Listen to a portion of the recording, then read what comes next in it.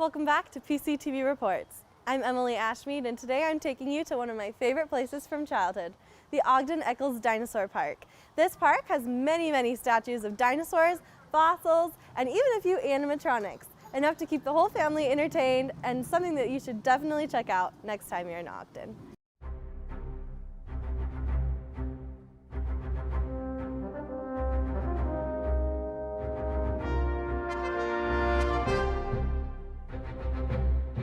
We've got an incredible variety of stuff to see. Not only do we have the indoor exhibit here, but we've also got an outdoor exhibit filled with sculptures, so you really get a feeling of going back in time. We have a working fossil lab here, so you get to see paleontology in the process of getting into the museum.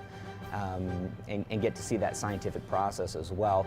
We've got our outdoor exhibit, of course, and that's a beautiful park atmosphere. Plus we've got those beautiful dinosaur sculptures, and we've also got a playground out there. Just a whole lot of variety to the outdoor exhibits as well. And then on the eastern end of the park, we have the Science Education Center. And this is a place where you can create your own experiences with science. We also do daily tours and numerous other activities throughout the year. We've got the animatronics, and those are brilliant to watch. I could watch those for hours on end. We've got a brand new sculpture this year, Spinosaurus. It's the largest carnivorous dinosaur ever discovered. And when we say large, it's approaching 50 feet long, even bigger than Tyrannosaurus rex. It's not our biggest dinosaur, however. We've got a Brachiosaurus. Not only can you see how big that guy is, but you can actually walk underneath him and get that sense of scale as well. We have a 30-foot long Barosaurus neck that's incredibly rare because it was found all still put together. Barosaurus is a rare dinosaur anyway, but to find a neck of that length still put together is really superb. Right now, we're working on adding a lot of exhibits to our indoor museum.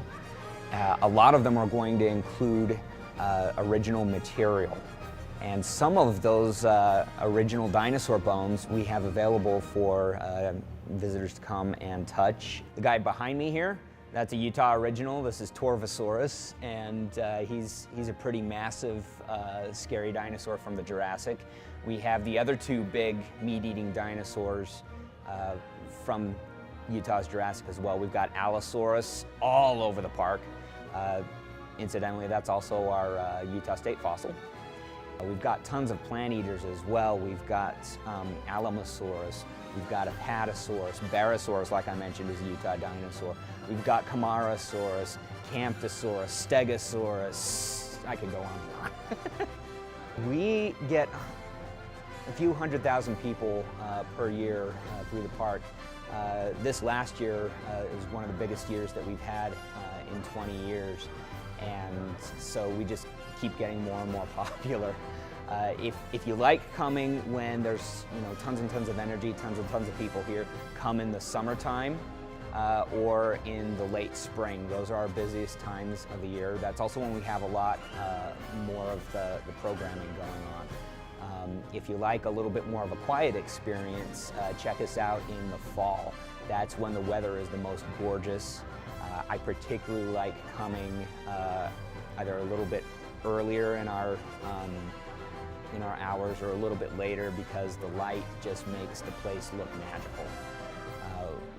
Speaking of light making things look magical, in October on the weekends we have the Carnivore Carnival, which is a time where we dress up the park for Halloween with all sorts of lights and spooky decorations, because Halloween, and we're a place filled with skeletons, so you've got to go along with that. It's a great chance to see the park in the dark in a way that you've never seen it before, and it's interesting how different levels of light will just make this place look entirely different.